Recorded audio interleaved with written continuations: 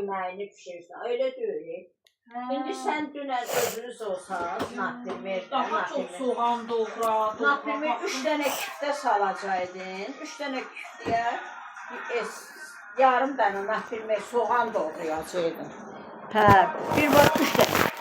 3 dənə kartof soyasan. Bir var 5 dənə kartof soya, 5 dənə küftə. Hamısı yəni artıq var.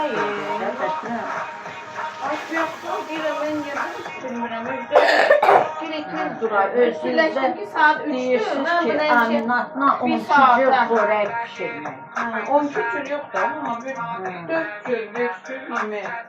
Özüdə bir dənə qazın üstündə olmaz, azı. Yox, bazı yer çatmır. Hə, çatmır axı. 2 dənə tava qoyuram. Bir dənə iri qazan qoyur, bir dənə iri qazan, mən aşqazanı qoyuram iri hərdən də uşaqlar olacaq. Yanı istəyirəm tava da qoyuram. Tava oraya yerləşmir.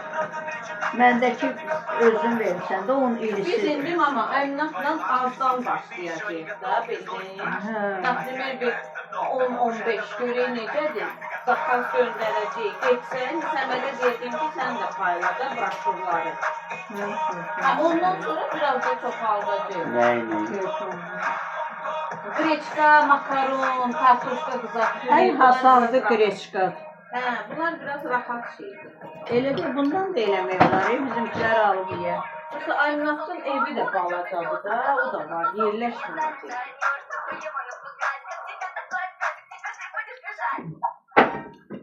Bilirsən, həyətdə ev lazımdır. Hə. Həyətdə ev olar, qarajında. Qarajda eləyəsən. O, belə asob qazlar var. Ay salam aleyküm. Hə. Müdürümüz geldi. Buyurun.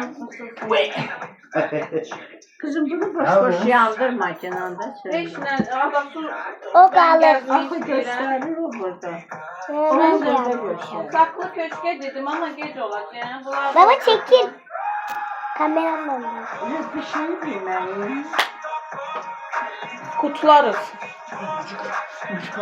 Sen acımadın siz. Ben bir dənə balaca balkon Sen özün